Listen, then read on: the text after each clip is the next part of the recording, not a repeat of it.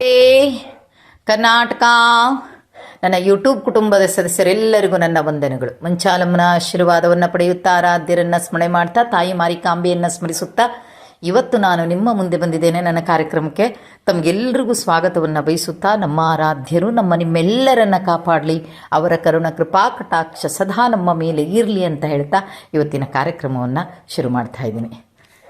ಇವತ್ತಿನ ಕಾರ್ಯಕ್ರಮದಲ್ಲಿ ನಾವೆಲ್ಲರೂ ತಿಳಿದುಕೊಳ್ಳಬೇಕಾದಂತಹ ವಿಷಯ ಇದು. ಎಲ್ಲರೂ ಅಂದರೆ ಎಲ್ಲರೂ ಅಂತಲ್ಲ, ಈ ಒಂದು ಸಂದರ್ಭಕ್ಕೆ ನಾವು ಏನು ತಲೆ ಬಾಗ್ತೀವಿ ಅಂಥವರು ಕೇಳಲೇಬೇಕಾದಂಥ ವಿಷಯ ಇದು. ನನ್ನ ಫೋನ್ ನಂಬರನ್ನು ಕಲೆಕ್ಟ್ ಮಾಡಿ ನಿಮ್ಮ ಹತ್ರ ಮಾತಾಡಬೇಕು ಅಮ್ಮ ಅಂತಾರೆ, ಮೆಸೇಜ್ ಹಾಕ್ತಾರೆ. ನಾನು ಅಷ್ಟು ಮೆಸೇಜ್ ಹಾಕಿ ಮಾತಾಡ್ತೀನಿ ಅಂತ ಹೇಳ್ತೀನಿ, ಆಮೇಲೆ ಮತ್ತೆ ಮೆಸೇಜ್ ಬರುತ್ತೆ ಅವ್ರು ನನಗೆ, ದಯವಿಟ್ಟು ನಮಗೋಸ್ಕರ ಒಂದು ಅರ್ಧ ಗಂಟೆ ಟೈಮ್ ಕೊಡಿ ಅಮ್ಮ. ಯಾಕಂದರೆ ನೀವು ಆಡುವ ಮಾತುಗಳು ಬಹುಶಃ ನನಗೆ ಸಮಾಧಾನ ಕೊಡಬಹುದು ಅಥವಾ ಧೈರ್ಯ ಕೊಡಬಹುದು, ಏನು ನಂಗೆ ಗೊತ್ತಿಲ್ಲ. ಒಟ್ಟಾರೆ ನಾನು ನಿಮ್ಮ ಹತ್ರ ಮಾತಾಡಬೇಕು ಅಂಥ ಒಂದು ದೊಡ್ಡ ಸಮಸ್ಯೆಯಲ್ಲಿದ್ದೀನಿ ನಾನು ಅಂತ. ಆಗ ಒಂದು ಸ್ವಲ್ಪ ಟೈಮ್ ಮಾಡ್ಕೋತೀನಿ, ಸಂಜೆ ಹೊತ್ತಲ್ಲಿ ಟೈಮ್ ಮಾಡಿಕೊಂಡು ಅವ್ರಿಗೆ ಕಾಲ್ ಮಾಡ್ತೀನಿ. ನಾನು ಹೆಣ್ಮಗಳಿಗೆ ಕಾಲ್ ಮಾಡ್ತೀನಿ. ಕಾಲ್ ರಿಸೀವ್ ಮಾಡಿದ ತಕ್ಷಣ ಅಳ್ತಾರೆ ಅವ್ರು ನನ್ನ ಹತ್ರ. ನಾನು ಸಮಾಧಾನ ಮಾಡ್ತೀನಿ, ಅಳ್ಬೇಡ ಕಂದ, ಏನಾಯಿತು, ಯಾಕೆ, ಏನಾಯಿತು ಅಂತ ಕೇಳಿದಾಗ ಕಂದ ಅನ್ನೋ ಮಾತು ಆ ಮಗು ತುಂಬ ನಾಟು ಬಿಡ್ತು. ನನ್ನ ಒಡ ಹುಟ್ಟದವರು ಯಾರ್ಯಾರು ನನಗೆ ಸಹಾಯ ಮಾಡ್ತಾ ಇಲ್ಲಮ್ಮ ನನಗೆ, ಆದರೆ ಒಂದೇ ಮಾತಲ್ಲಿ ಕಂದ ಅಂತ ಕರೆದ್ರಲ್ವ ಎಷ್ಟು ಖುಷಿ ಆಯಿತು ಅಂದರು ತಾಯಿ, ನನಗದು ಹೇಳೋಕ್ಕೆ ಸಾಧ್ಯ ಇಲ್ಲ ಅಂದರು. ಆಗಲಿ ಪುಟ್ಟ, ಯಾಕೆ ಅಳ್ತಾ ಇದ್ದೀಯಾ, ಏನಾಯಿತು ನಿನಗೆ, ಏನು ಮಕ್ಕಳೆಷ್ಟು ಜನ ನಿನಗೆ, ಗಂಡ ಏನು ಮಾಡ್ತಾ ಇದ್ದಾರೆ, ಎಲ್ಲನೂ ಅದನ್ನು ಸ್ವಲ್ಪ ಮರೆಸೋಕ್ಕೋಸ್ಕರ ನಾವು ಆಡಿದಾಗ ಅವರು ನಾರ್ಮಲಾಗಿ ಮಾತಾಡ್ತಾರೆ. ಆಮೇಲೆ ಇಲ್ಲ, ಗಂಡ ರೈತಾಪಿ ಕೆಲಸ ಮಾಡ್ತಾರೆ, ನಾನು ರೈತಾಪಿ ಕೆಲಸ ಗಂಡನ ಜೊತೆ ಮಾಡ್ತೀನಿ, 2 ಹೆಣ್ಣು ಮಕ್ಕಳಿದ್ದಾರೆ ನನಗೆ.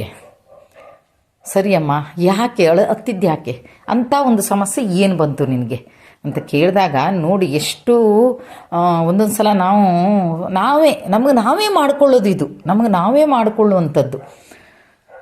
ಮದುವೆ ಆಗಿ ಬರುತ್ತೆ ಪಾಪ, ತುಂಬ ಕನಸುಗಳನ್ನು ಕಟ್ಕೊಂಡು ಬರುತ್ತೆ, ಆದರೆ ಕನಸುಗಳು ಯಾವುದೂ ಸಾಕಾರ ಆಗಲ್ಲ. ಕಾರಣ ಏನು ಅಂದರೆ 3 ಎಕರೆ ಜಾಗ ಇದೆ ಇವರಿಗೆ, ಅದರಲ್ಲಿ ಎಲ್ಲಾನು ಬೆಳ್ಕೋತಿದ್ರು. ಶುಂಠಿ ಬೆಳೀತಾ ಇದ್ರು, ಭತ್ತ ಬೆಳೀತಾ ಇದ್ರು, ಏನು ಬೇಕೋ ಅದನ್ನು ಬೆಳೀತಾ ಇದ್ರು. 1-2 ವರ್ಷ ಚೆನ್ನಾಗೇ ಇತ್ತು, ಮಕ್ಕಳು ಹುಟ್ಟಿ ಇದಾಗ ತನಕನೂ ಚೆನ್ನಾಗೇ ಇತ್ತು.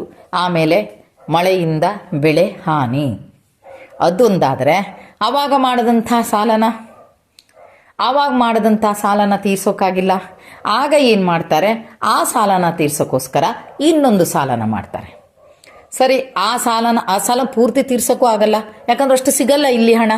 ಆದರೂ ಒಂದು ಸ್ವಲ್ಪ ಆದರೂ ಕೊಟ್ಟು ಏನಾದರೂ ಮಾಡೋಣ ಅಂತೇಳಿ ಅಲ್ಲಿ ಕೊಟ್ಟಿದ್ರೆ 2 ಬದಿಗೆ ಸಾಲ ಆಗುತ್ತೆ.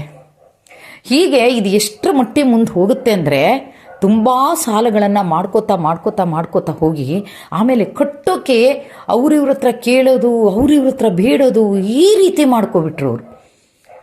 ಹೇಳ್ತಾರೆ ಹೆಣ್ಮಗಳು, ಯಾಕಂದರೆ ಮಕ್ಕಳಿದಾರಮ್ಮ, ಆ ಮಕ್ಕಳನ್ನ ಬಿಟ್ಟು ನಾವು ಎಲ್ಲಿ ಹೋಗಲಿ, ನಾವೇನು ಮಾಡ್ಕೊಳ್ಳೋಕ್ಕಾಗುತ್ತೆ. ಆಗ ಆ ಅಣ್ಣ ಕೊಡು, ಅಕ್ಕ ಕೊಡು ಅಂತ. ಆದರೆ ಆ ಟೈಮಲ್ಲಿ ಸ್ವಲ್ಪ ಆದರೂ ಹೆಲ್ಪ್ ಮಾಡಿದ್ದಾರೆ, 2ನೇ ಬಾರಿ ಮಾಡಿದಾರೋ ಬಿಟ್ಟಿದ್ದಾರೋ ಆಮೇಲೆ. ಆದರೆ ನನ್ನ ಒಡ ಹುಟ್ಟಿದವರು, ನನ್ನ ತಾಯಿ ಯಾರೂ ನನಗೆ ಮಾಡಿಲ್ಲ. ಯಾಕಂದ್ರೆ ಮಾಡ್ಕೊಂಡಿದ್ದಾಳೆ, ಅನುಭವಿಸ್ಲಿ ಹೀಗೆ ಹೇಳಿದ್ರು ಬಿಟ್ಟರೆ ಯಾಕೆ ಮಾಡಿಕೊಂಡೆ, ಕೊಡೋದು ಬೇಡಾಗಿತ್ತಮ್ಮ, ಒಂದು ಮಾತು ಯಾಕೆ ಮಾಡಿಕೊಂಡೆ ಇದನ್ನು ಅಂತ ಒಂದು ಸಾಂತ್ವನದ ಮಾತಾಡಿದ್ರು ನನಗೆ ಇದಿಲ್ಲಾಗಿತ್ತಮ್ಮ. ಏನಲ್ಲ, ನನ್ನ ಬದಿ ನೋಡೋದಿಲ್ಲ. ಯಾಕಂದರೆ ಎಲ್ಲಿ ದುಡ್ಡು ಕೇಳ್ತೀನಿ ಅಂತ. ಸಣ್ಣ ಮಕ್ಕಳಮ್ಮ, ಆ ಮಕ್ಕಳನ್ನು ವಿಚಾರಿಸಲ್ಲ, ಅದು ಬೇಜಾರಾಗಿರೋದು ನನಗೆ. ನನ್ನ ಮಕ್ಕಳಿಗೆ ಎಷ್ಟರ ಮಟ್ಟಿಗೆ ಅಂದರೆ ಒಂದು ತಿಂಡಿ ತಂದು ಕೊಡೋಕ್ಕೂ ಕಷ್ಟ ಆಗೋಯ್ತಮ್ಮ ನನಗೆ, ಅಷ್ಟು ಕಷ್ಟ. ಈಗ ಒಬ್ಬಳು 1ನೇ ಕ್ಲಾಸು, ಇನ್ನೊಬ್ಳು 2ನೇ ಕ್ಲಾಸು. ಯಾವ ಸ್ಕೂಲಿಗೆ ಹಾಕಿದ್ಯೇನಮ್ಮ, ಇಂಗ್ಲೀಷ್ ಮೀಡಿಯಮ್ಗೆ ಹಾಕಿದ್ದೆ? ಇಲ್ಲಮ್ಮ ಇಂಗ್ಲೀಷ್ ಮೀಡಿಯಮ್ಗೆ ಹಾಕಿಲ್ಲ. ಇಂಗ್ಲೀಷ್ ಮೀಡಿಯಮ್ಗೆ ಹಾಕ್ಕೊಂಡು ಅದು ಹಂಗಮ್ಮ ಕಟ್ಟಲಿ, ನಾನು ಈ ಪರಿಸ್ಥಿತಿಯಲ್ಲಿ ಇಂಗ್ಲೀಷ್ ಮೀಡಿಯಮ್ಗೆ ಹಾಕಿಲ್ಲಮ್ಮ, ನಾನು ಕನ್ನಡ ಮೀಡಿಯಮ್ಗೆ ಹಾಕಿದೆ, ಚೆನ್ನಾಗಿ ಓದ್ತಾ ಇದ್ದಾರೆ, ಈಗಿನ ಒಂದು ಮಟ್ಟಕ್ಕೆ ತೊಂದರೆ ಇಲ್ಲ. ಹೀಗೆ ನೋಡಿ ಅಳ್ತಾನೇ ಇದೆ, ಮಧ್ಯೆ ಅಳ್ತಾಳೆ, ಮಧ್ಯೆ ನಾನು ಸಮಾಧಾನ ಮಾಡಿದ ತಕ್ಷಣ ಮತ್ತೆ ಮಾತಾಡ್ತಾಳೆ. ಆಗ ಏನಾಯಿತು, ಈಗ ಇಷ್ಟ ಆಯ್ತಲ್ವಾ, ಇಷ್ಟು ಸಾಲಗಳಾಯಿತು, ಏನು ಮಾಡ್ಕೊಂಡ್ರಿ, ಅದಕ್ಕೆ ದಾರಿನೇ ಕಾಣ್ತಾ ಇಲ್ಲಮ್ಮ, ಯಾವ ದಾರಿನೂ ಕಾಣ್ತಾ ಇಲ್ಲ. ಇವತ್ತು ಇಸ್ಕೊಂಡವ್ರ ಹತ್ರ ನಾಳೆ ಕೊಡ್ತೀನಿ ಅಂತ ಹೇಳಿದರೆ ಕೊಡೋಕ್ಕಿಲ್ಲ. ಅವ್ರ ಹತ್ರ ಎಷ್ಟೋ ಜನ ಹೋಗಲಿ ಬಿಡಿ ಅಂತ ಬಿಟ್ಬಿಟ್ಟವ್ರು ಎಷ್ಟೋ ಜನ ಇದ್ದಾರೆ, ಕೊಡ್ತಾರೆ ಅಂತ. ಇನ್ನೆಷ್ಟೋ ಜನ ಕ್ಯಾಕರಿಸಿ ಉಗಿದವ್ರು ಇದ್ದಾರೆ. ನಾನು ಅದಕ್ಕಂದೆ, ಕ್ಯಾಕರಿಸಿ ಉಗದೆ ಏನೇ ಮಾಡ್ತಾರೆ ಕಂದ, ಯಾಕಂದರೆ ಅವರೂ ಕಷ್ಟಪಟ್ಟು ದುಡ್ದಿರೋ ಹಣ ತಾನೇ ಅದು. ನಿನ್ನ ಮೇಲೆ ನಂಬಿಕೆ ಇಟ್ಟು ಕೊಟ್ಟಿರ್ತಾರೆ ತಾನೆ, ನೀನು ಕೊಡ್ತೀಯ ಅಂತ. ಅವರಿಗೂ ಅಷ್ಟೇ ಕಷ್ಟ ಇದೆ.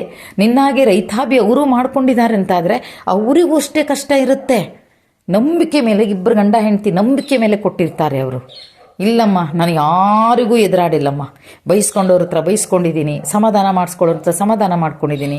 ಯಾಕಂದ್ರೆ ಪರಿಸ್ಥಿತಿ ಆಗಿದೆಯಲ್ಲ. ಅದ್ರ ಮೇಲೆ ನೋಡಿ ಏನಾಯಿತು ಅಂತ. ಆಗ ಯಾವುದೋ ಒಂದಿದ್ರಲ್ಲಿ ನೋಡ್ತಾರೆ, ನಿಮ್ಮ ಸಮಸ್ಯೆಗಳನ್ನು ಕ್ಷಣಾತ್ರದಲ್ಲಿ ನಾವು ಬಿಡಿಸಿಕೊಡ್ತೀವಿ. ನಿಮಗೆ ಗಂಡ ಹೆಂಡತಿಯೊಳಗೆ ಕಲಹ ಇಲ್ಲ, ವ್ಯಾಜ್ಯ ಇದೆಯಾ, ಸಾಲ ಇದೆಯಾ, ಎಲ್ಲನೂ ತೀರಿಸ್ಕೊಡ್ತೀವಿ ಅಂತಾರೆ. ನೋಡಿ, ಇಲ್ಲೇ ಫೇಲ್ ಆಗಿರೋದು. ಸಾಲ ಅಷ್ಟೇ ಮಾಡ್ಕೊಂಡಿದ್ರೆ ಏನೋ ಆಗ್ತಿತ್ತೋ ಏನೋ ಗೊತ್ತಿಲ್ಲ, ಇಲ್ಲಿ ಫೇಲ್ ಆದರು. ಮತ್ತಿಷ್ಟು ಸಾಲಕ್ಕೆ ದಾರಿ ಆಯ್ತು ಇವರಿಗೆ. ಆಗ ಕಾಲ್ ಮಾಡ್ತಾರೆ. ಕಾಲ್ ಮಾಡಿದ ಕೂಡ ನನ್ನ ಸಮಸ್ಯೆ ಹೀಗೀಗಿದೆ, ಸಾಲದ ಸುಳಿವಲ್ಲಿ ಬಿದ್ದುಬಿಟ್ಟಿದ್ದೀವಿ ನಾವು ಅಂದಾಗ ಅವ್ರು ಹೇಳ್ತಾರೆ, ನಿಮ್ಮ ಸಾಲ ತೀರಿಸ್ಕೊಡ್ತೀವಮ್ಮ, ಒಂದು 50,000 ಕಳಿಸು ಅಂತ. ಆಗೇನು ಮಾಡ್ತಾರೆ, ಬ್ಯಾಂಕಲ್ಲಿ ಸಾಲ ಮಾಡ್ತಾರೆ ಇವರು. ಬ್ಯಾಂಕಲ್ಲಿ ಸಾಲ ಮಾಡಿ 50,000 ರೂಪಾಯಿನ ಕಳಿಸ್ತಾರೆ ಅಲ್ಲಿಗೆ.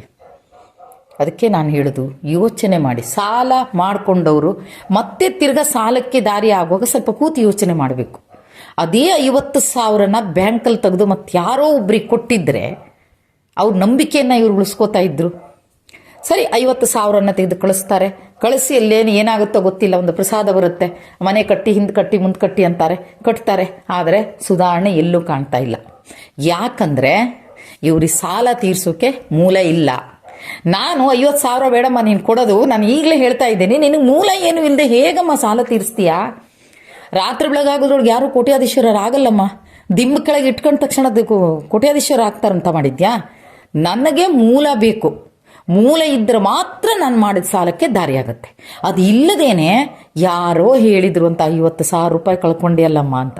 ಅಷ್ಟಕ್ಕೆ ಅಲ್ಲ, ಅಷ್ಟಕ್ಕೆ ಆಗಿದ್ರೆ ಇನ್ನೇನೋ ಆಗ್ತಿತ್ತು. ಅದು ಭ್ರಮೆ ಹತ್ತು ಬಿಡ್ತು. ಇಲ್ಲ, ನಿಮಗೆ ಅವ್ರು ಮಾಡಿಸಾಕಿದ್ದಾರೆ, ಇವ್ರು ಮಾಡಿಸಾಕಿದ್ದಾರೆ, ಒಂದು ಕೆಲಸ ಮಾಡಿ ಇನ್ನೊಂದು 20 ಕಳಿಸಿ ಅಂತ. ಸರಿ, ಅದು ಏನೋ ಅಡ್ಜಸ್ಟ್ ಮಾಡಿ ಕಳಿಸ್ತಾರೆ. ನೋಡಿ, ಆ ರೀತಿ ಅದು ಅವ್ರ ತಪ್ಪು ಅಂತ ಹೇಳೋದಲ್ಲ ನಾನು. ಆ ರೀತಿ ಆದಾಗ ಏನಾಗುತ್ತೆ ಅಂದರೆ, ಏನೋ ಒಳ್ಳೇದಾಗುತ್ತೇನೋ, ಏನೋ ಆಗುತ್ತೇನೋ. ಎಲ್ಲಿಯವರೆಗೆ ಹಣ ಕೊಟ್ಟಿದ್ದಾರೆ ಅಂದರೆ 90,000 ತನಕ ಕೊಟ್ಟಿದ್ದಾರೆ. 90,000 ತನಕ ಕೊಟ್ಟವರು ಕೈ ಬಿಟ್ಟಿದ್ದಾರೆ. ಇವರು ಆಗಲ್ಲ ಅಂತ ಕೈ ಬಿಟ್ಟಿದ್ದಾರೆ. ಅವ್ರು ಕಾಲ್ ಮಾಡಿ ರಿಸೀವ್ ಮಾಡ್ತಾ ಇಲ್ಲ. ಇವರದ್ದು ದುಡ್ಡಂತೂ ಹಣ ವಾಪಸ್ ಬರಲ್ಲ. ನಾನು ಹೇಳಿದೆ, ಹಣ ಅಂತೂ ನಿನಗೆ ವಾಪಸ್ ಅವರಿಂದ ಬರಲ್ಲ. ನಾವು ಅದನ್ನು ಮಾಡೋಕ್ಕಿಂತ ಯೋಚನೆ ಮಾಡಬೇಕು ಅಂತ. ನೋಡಿ, ಎಷ್ಟು ನಾವು ಯಾಮಾರ್ತೀವಿ ಅನ್ನೋದು ಇದ್ರಲ್ಲಿ ಗೊತ್ತಾಗುತ್ತೆ. ಒಂದೊಂದು ದಿವಸ ಹೊಟ್ಟೆಗೂ ಕಷ್ಟ. ಗಂಡ ದುಡ್ಕ ಬಂದಿದ್ಲ ಹೊಟ್ಟೆಗಾಗಲ್ಲ, ವಾರ ಸಂಘಕ್ಕಾಗಲ್ಲ, ತಿಂಗಳ ಸಂಘಕ್ಕಾಗಲ್ಲ. ಈ ರೀತಿ ಪರಿಸ್ಥಿತಿ. ತಾನು ಕೆಲಸಕ್ಕೆ ಹೋಗ್ತಾಳೆ, ಎಷ್ಟು ಮಹಾ ಕೊಡ್ತಾರೆ. ಹೊಟ್ಟೆ ಇಲ್ವಾ, 4 ಜನ ತಿನ್ನಬೇಕು. ಏನಾದರೂ ಕಟ್ಕೋಬೋದು, ಒಂದು ಒಪ್ಪತ್ತು ಊಟ ಬಿಡ್ಬೋದು. ಆದರೆ ಎಲ್ಲ ದಿನ ಊಟ ಬಿಡೋಕ್ಕಾಗಲ್ಲ. ನೀವೇನು ಬೇಕಾದ್ರೆ ಬಿಡ್ತೀನಿ ಅಂತ ಹೇಳಿ, ಊಟ ಬಿಡ್ತೀನಿ ಅಂತ ಹೇಳೋಕ್ಕಾಗಲ್ಲ. ಆ ಮಕ್ಕಳದ್ದು ಇದು ಒಂದು ಕಡೆಯಲ್ಲಿ. ಹಾಗೆ ಆ ಹೆಣ್ಣುಮಗಳು ನನ್ನ ಹತ್ರ ಕೇಳ್ತಾ ಇರೋದೇನು ಅಂದರೆ, ಅಮ್ಮ, ಈ ಪರಿಸ್ಥಿತಿಯಲ್ಲಿ ರಾಯರು ನನ್ನ ಖಂಡಿತ ಕೈ ಹಿಡಿತಾರಲ್ವ ಅಮ್ಮ?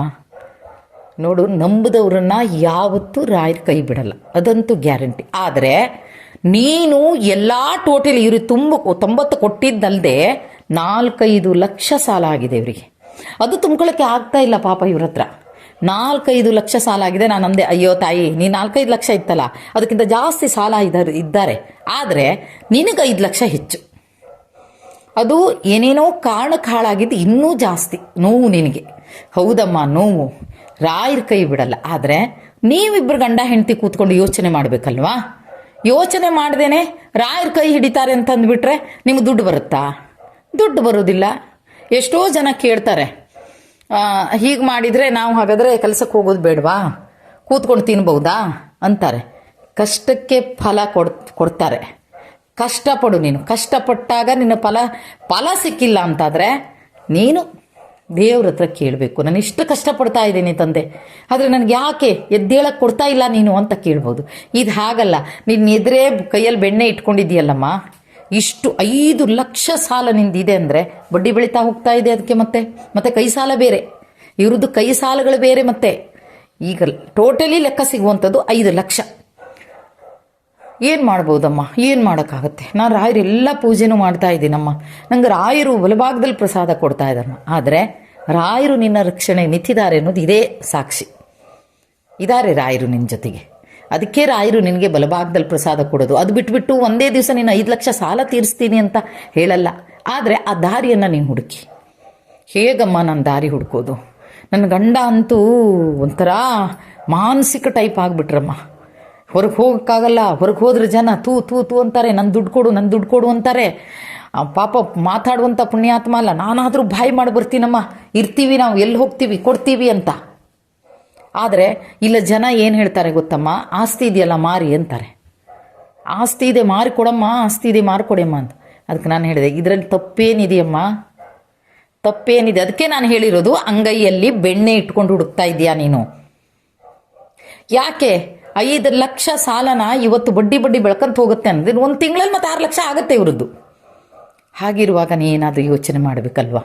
ಅಲ್ಲ, ನನ್ನ ಗಂಡನೂ ಹೇಳಿದ್ರಮ್ಮ, ಈ ಮರ್ಯಾದೆ ಆಗಲ್ಲ ನನ್ನ ಹತ್ರ, ಮರ್ಯಾದೆ ತೆಗಿತಾರೆ, ಕೊಟ್ಟು ಬಿಡೋಣ ಒಂದು ಇದನ್ನು ಅಂತ ಅಂದಿದ್ರು. ಆದರೆ ನನಗಿರೋದು 2 ಹೆಣ್ಮಕ್ಳಲ್ವಮ್ಮ. ಅಲ್ಲ ತಾಯಿ, 2 ಹೆಣ್ಣುಮಕ್ಕಳನ್ನ ಈಗ ಸಣ್ಣ ಮಕ್ಕಳವು, ಅವರನ್ನ ಕಾರಣ ಇಟ್ಕೊಂಡು ಈಗ ನಿನ್ನ ಮಕ್ಕಳು ದೊಡ್ಡ ಆಗೋಷ್ಟೊತ್ತಿಗೆ ಏನಾಗಿರುತ್ತೆ ಗೊತ್ತಾ? ಇಡೀ ಕೋಟಿ ಹತ್ರ ಹೋಗಿರುತ್ತೆ ನಿಮ್ಮ ಸಾಲ. ಅದನ್ನು ಅರ್ಥ ಮಾಡ್ಕೊಳ್ಳಿ. ಏನು ಮಾಡಬೇಕಮ್ಮ ಅಂತ ನಾನು ಹೇಳೋದಲ್ಲಮ್ಮ, ಇದನ್ನು ಹೇಳಬಾರ್ದು ನಾನು. ಆದರೆ ಯಾಕಂದರೆ ನೀವು ಅದು ಕಷ್ಟಪಟ್ಟು ನಿನ್ನ ಗಂಡನ ತಂದೆ ಕೊಟ್ಟಂಥ ಆಸ್ತಿ ಅದು. ಆದರೆ ಇದರಿಂದ ನೀನು ಪಾರಾಗಬೇಕಾ, ನೆಮ್ಮದಿಯಾಗಿರಬೇಕು ಅಂದರೆ ಒಂದು ಕೆಲಸ ಮಾಡು. ಒಂದೇ 1 ಎಕರೆ ಜಾಗವನ್ನು ಕೊಡು. 2 ಎಕರೆ ಇದೆ ಅಲ್ವಾ? ಹೆಣ್ಮಕ್ಳು ಬಿಡಮ್ಮ. ಈಗ ಹೆಣ್ಣುಮಕ್ಳು ದುಡ್ದಷ್ಟು ಗಂಡ್ಮಕ್ಳು ದುಡಿಯಲ್ಲ, ಅದು ಗೊತ್ತಾ ನಿನಗೆ? ಒಂದು SLC ಕಲಿತರೂ ಸಾಕು ಹೆಣ್ಮಕ್ಳು ಕೆಲಸಕ್ಕೆ ಹೋಗ್ತಾರೆ. ಒಂದು ಕಂಪ್ಯೂಟರ್ ಕಲಿತರೂ ಸಾಕು 10-15 ಸಾವಿರ ರೂಪಾಯಿ ಕೆಲಸಕ್ಕೆ ಹೋಗ್ತಾರೆ. ಅದು ನಿನ್ನ ಮಕ್ಕಳು ದೊಡ್ಡವರಾಗುವಷ್ಟೊತ್ತಿಗೆ ಏನಾಗಿರುತ್ತೋ ಗೊತ್ತಿಲ್ಲ, ಅದು ಎಷ್ಟು ಸಂಬಳ ಆಗಿರುತ್ತೋ ಗೊತ್ತಿಲ್ಲ. ಯಾವುದೇ ಕಾರಣಕ್ಕೂ ಹೆಣ್ಮಕ್ಳನ್ನ ಮುಂದಿಟ್ಕೋಬೇಡ. ನನಗೆ 2 ಹೆಣ್ಮಕ್ಳು ಅಂತ ಹೇಳಬೇಡ. ಜವಾಬ್ದಾರಿ ರಾಯರಿಗೆ ಕೊಡು, ಕಾಪಾಡ್ತಾರೆ ರಾಯರು. ನಿಂಗೇನಮ್ಮ ಬರೀ 2 ಹೆಣ್ಮಕ್ಳು ಇಟ್ಕೊಂಡು ಹಂಗೆ ಹೇಳ್ತೀಯ? ಇನ್ನು ಕೆಲವರಿಗೆ 4 ಹೋಗ, ಒಂದು ಗಂಡಾಗಲಿ ಒಂದು ಮಗು ಆಯ್ತಾ, ಇನ್ನೊಂದು ಗಂಡಾಗಲಿ ಅಂತ ನೋಡ್ತಾರಾ? ಆಮೇಲೆ 2ನೇದು ಹೆಣ್ಣಾಯ್ತಾ, ಇನ್ನೊಂದು ಗಂಡಾಗಲಿ, ಇನ್ನು ಪಕ್ಕ ನನಗೆ ಗಂಡು ಮುಂದಿನ ಸಲ ಗಂಡು ಮಗು, 3ಕ್ಕೆ ನನಗೆ 3ನೇದಕ್ಕೆ ಗಂಡು ಮಗುವೇ ಆಗುತ್ತೆ. ಅಲ್ಲಾಗೋದು ಹೆಣ್ಣು ಮಗುವೇ. ಯಾರೋ ಹೇಳ್ತಾರೆ 4 ಆದರೆ ಹೆಣ್ಣು ಮಗು, 3 ಹೆಣ್ಣಿನ ಮೇಲೆ 1 ಗಂಡು ಹುಟ್ಟುತ್ತೆ, 3 ಹೆಣ್ಣಿನ ಮೇಲೆ 1 ಗಂಡು ಹುಟ್ಟಿದ್ರೆ ಬಹಳ ಒಳ್ಳೆಯದು ಅಂತಾರೆ ಅಂತ. ಅವ 4 ಮಕ್ಕಳಾಗುತ್ತೆ. ಎಷ್ಟೋ ಕಷ್ಟದಲ್ಲಿದ್ದಾರೆ. ಆದರೆ ನಿನಗೆ ರಾಯರು ದಾರಿ ತೋರಿಸ್ತಾ ಇದ್ದಾರೆ. ಆ ಕೋಪದಿಂದ ನೀನು ಹೊರಗೆ ಬರಬೇಕು ಅಂದರೆ ಈ ಕೆಲಸನ ಮಾಡು. ನಿನ್ನ ಗಂಡ ಹೇಳೋದ್ರಲ್ಲಿ ತಪ್ಪೇನಿಲ್ಲ, ಊರವ್ರು ಹೇಳೋದ್ರಲ್ಲೂ ತಪ್ಪೇನಿಲ್ಲ. ಯಾಕಂದ್ರೆ 3 ಎಕರೆ ಜಾಗ ಇಟ್ಕೊಂಡು ಸಾಲ ಇಟ್ಕೊಂಡು ನಮ್ಮ ಸಾಲ ಕೊಡ್ತಾ ಇಲ್ವಲ್ಲ ಅಂತ ಹೇಳ್ತಾ ಇದ್ದಾರಮ್ಮ. ಅರ್ಥ ಮಾಡ್ಕೋ ಸ್ವಲ್ಪ. ನಾನೊಂದು ತಾಯಿ ಅಂತ ತಿಳ್ಕೊ, ಅಮ್ಮ ಅಂತ ಬಾಯಿ ತುಂಬ ಕರಿತೀಯ. ಹಾಗಾಗಿ ಒಂದು ಕೆಲಸ ಮಾಡು, ಗಂಡ ಹೆಂಡತಿ ಕೂತ್ಕೊಂಡು ಈ ಒಂದು ಸುಳಿಯಿಂದ ಹೊರಗೆ ಬನ್ನಿ. ಅದು ರಾಯರು ತೋರಿಸ್ತಾ ಇರೋ, ರಾಯರು ಯಾವ್ದ್ರೂ ಬಾಯಲ್ಲಿ ನುಡಿಸಿದ್ದಾರೆ ರಾಯರು. ನೀನು ಆಡು, ಮಾರು ಅಂತ ಇದ್ದಾರೆ. ನಿನ್ನ ಗಂಡು ಹೇಳ್ದ ತಾನೆ, ನೀನು 2 ಮಕ್ಕಳಿದ್ರು ಅಂಥೇಳಿ ನೀನು ಹೀಗೆ ಮಾಡ್ತಾ ಇದ್ದೆ. ಏನೋ ಜಾಸ್ತಿ ಸಿಗುತ್ತೆ, ಅದನ್ನ ಮಕ್ಕಳ ಹೆಸರು ಕಟ್ಟಿಡು. ಹೆಂಗಂದ್ರೂ ಗಂಡ ಹೆಂಡತಿ ದುಡಿತೀರಲ್ವಾ, ಸಾಲ ಮೊದಲು ತೀರಿಸ್ಕೊಂಡು ಆರಾಮಾಗಿರಿ. ಗಂಡ ಹೆಂಡತಿ ದಿನಾಕ್ಕೂ ಕೆಲಸಕ್ಕೆ ಹೋಗಿ, ನಿಮ್ಮ ಕೆಲಸನೂ ಮಾಡ್ಕೊಳ್ಳಿ, ಬಾಕಿ ಕೆಲಸ ಮಾಡ್ಕೊಳ್ಳಿ. ಇಲ್ಲಮ್ಮ, ನಾವು ಮಾಡೋದು ಹಾಗೆ, ನಮ್ಮದು ಕೆಲಸ ಮಾಡ್ಕೋತೀವಿ, ಬಾಕಿ ಇದ್ದರ ಕೆಲಸಕ್ಕೆ ಹೋಗ್ತೀವಿ. ನಿರಾಳ ಆಗ್ತಿತ್ತಾನೆ ಅವಾಗ. ಸಾಲ ಇಲ್ಲ ನನಗೆ ಅನ್ನೋದಾಗುತ್ತಾನೆ. ಇನ್ನು ಮಕ್ಕಳೇ ದೊಡ್ಡವರಾದ್ರೆ ನಾಳೆ ಎಷ್ಟು ಆಸ್ತಿ ಮಾಡ್ಬೋದಮ್ಮ. ನೀನು ಸುಮ್ಮನೆ 2 ಮಕ್ಕಳು ಅಂತ ಇರಬೇಡ. ಆದರೆ ಯಾಕೋ ಅಮ್ಮ ಮಾವ ಕೊಟ್ಟ ಆಸ್ತಿ ಅಮ್ಮ, ಇದು ಹಿಂಗೆ ಹೇಳ್ತಾ ಇದ್ರೆ ನಿನ್ನ ಕಂದ ಏನಾಗುತ್ತೆ ಅಂದರೆ, ಇದು ಜಾಸ್ತಿ ಆಗ್ತಾ ಹೋಗಿ ಅದಕ್ಕೆ ಪರಿಹಾರನೇ ಸಿಗದೆ ಇರೋ ಕಾರಣ ಆಗುತ್ತೆ. ಆಮೇಲೆ ರಾಯರನ್ನು ದೂರೋದಲ್ಲ, ನಾನು ರಾಯರ ಆ ಪೂಜೆ ಮಾಡಿದೆ, ನಾನು ಈ ಪೂಜೆ ಮಾಡಿದೆ, ನನಗೇನು ಸಿಕ್ಕಿಲ್ಲ ಅಂತ ಹೇಳೋದಲ್ಲ. ಈಗ ದಾರಿ ತೋರಿಸಿದ್ದಾರೆ, ಆ ದಾರಿ ತೋರಿಸಿದ್ದಕ್ಕೆ ನೀವೊಂದು ಕೆಲಸ ಮಾಡು.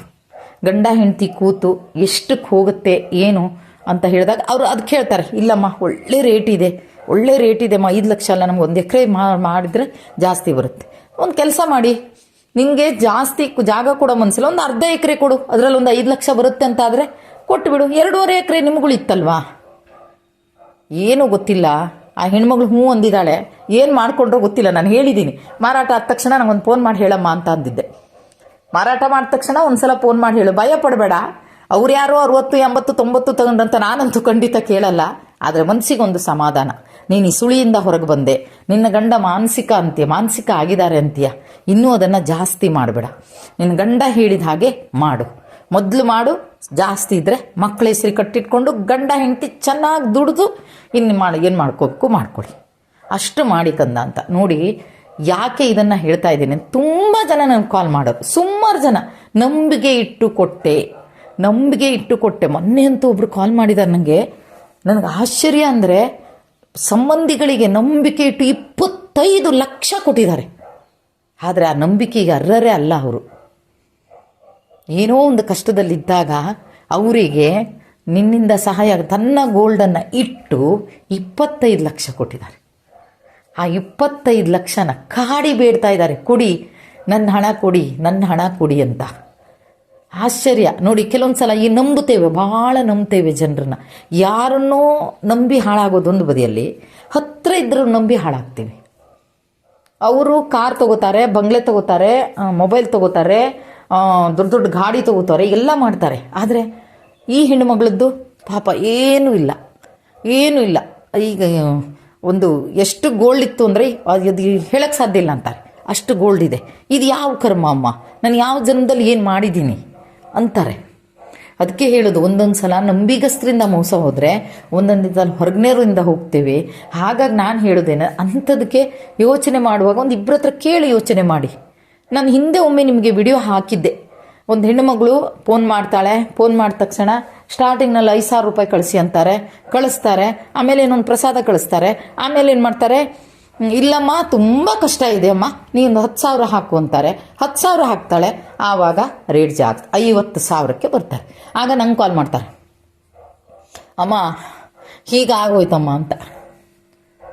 ನಾನು ಹೇಳಿದೆ, ಕೊಡಬೇಡ ಕಂದ, ಅದರಿಂದ ಏನೂ ಆಗಲ್ಲ. ಸುಮ್ಮನೆ ನಾವು ನಂಬಿದ ದೇವರು, ನಮ್ಮ ಮನೆ ದೇವರು ನಮ್ಮನ್ನು ಕಾಪಾಡಬೇಕು ಅಷ್ಟೇ.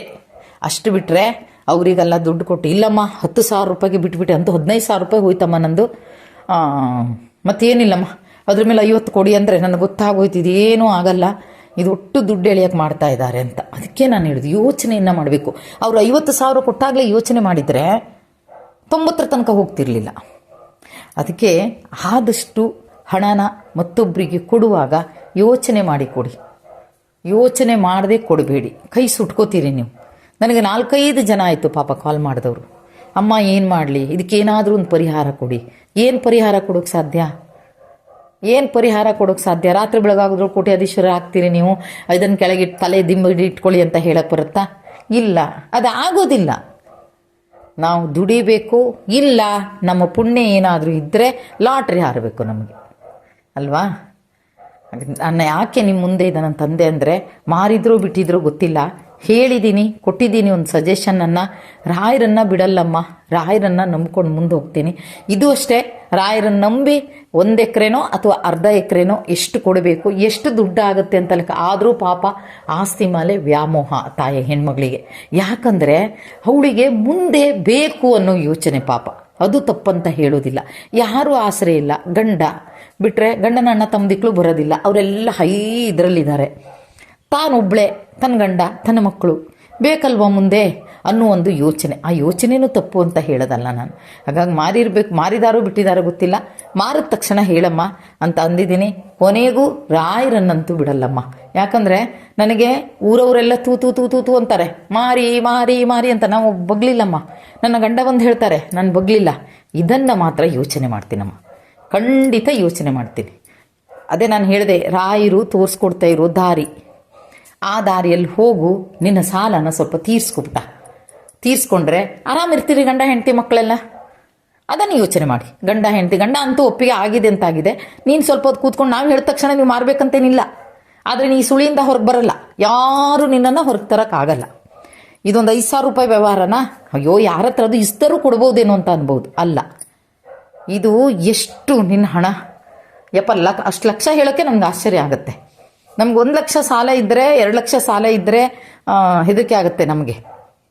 ನಾವೆಲ್ಲ ಸಾಲ ಮಾಡಿದವ್ರೆ, ಸಾಲ ಮಾಡಿಲ್ಲ ಅಂತ ಅಲ್ಲಮ್ಮ, ಸಾಲ ಮಾಡಿದ್ದೀವಿ ನಾವು. ಸಾಲ ಆದರೆ ಬ್ಯಾಂಕಿಂದೆಲ್ಲ ಹಾಗೆ ಪೆಂಡಿಂಗ್ ಇಟ್ಕೊತೀವಿ. ಏನೋ ಇದ್ರ ಸಾಲ, ಸಂಘ ಸಾಲ ಏನೋ ದೂಡ್ತೀವಿ. ಹಿಂಗೆ ಮಾಡಿ ಹಂಗಂದ ಮಾತ್ರಕ್ಕೆ ನಿಮ್ಗೆ ಸಾಲ ಇಲ್ವಾ ಅಂತ ಕೇಳಬೇಡ. ನಿನ್ಕಿಂತ ಡಬಲ್ ಇದೆ ನಮಗೆ.